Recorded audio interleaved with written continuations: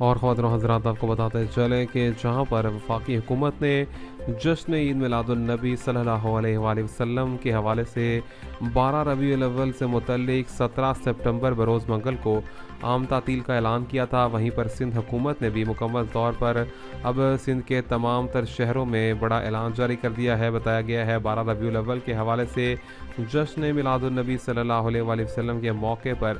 17 September بروز منگل کو کراچی سمیت دیگر بڑے شہروں میں اور تمام تر چھوٹے شہروں میں بھی تعطیل ہوگی۔ آپ کو اہم خبر سے آگاہ کر رہے ہیں، 12 ربیع الاول کے حوالے سے چھٹی کا اعلان کر دیا گیا ہے۔